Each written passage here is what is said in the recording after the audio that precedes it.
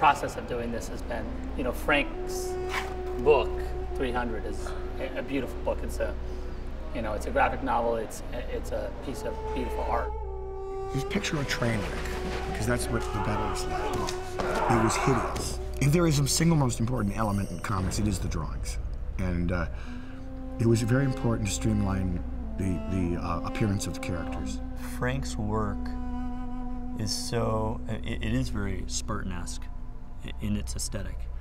And visually, the book is stunning and strong. You have Sparta as a country, or a city-state, you know, Greek city-state. And here comes this invasion from the north, 1 million men. They were basically saying, hey, you know, this is my scrap of land, this is my wife, this is my town. I'm gonna fight for this because it's worth it. There's a long and worthy history of stylized violence. And there was no way to tell the story of 300 without it being amazingly violent. For hundreds and hundreds of years, they were one of the, like, the paramount of the warrior culture at that time. Zach really wanted to make this movie, and no doubt many others were just dedicated to it. I met Zach, and he's kind of irresistible. He's really charming. Everybody has the one friend who's the great storyteller. For me, that's Zach. Everybody's killing themselves in this thing to make it as accurate as possible, but accurate not in the sense of historical accuracy. They picked up on the stylization I brought to the drawing of it. So these Spartans are much more physical in their appearance than the real Spartans were.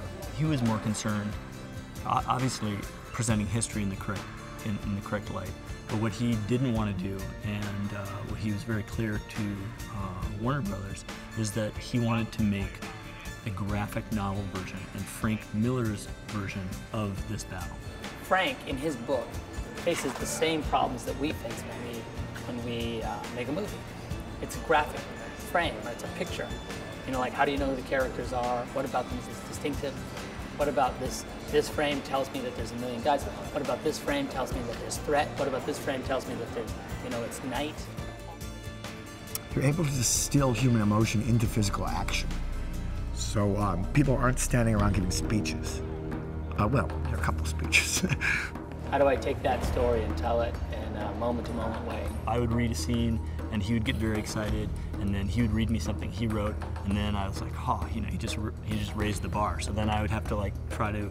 There's kind of this lovely competitive creativity that was going on.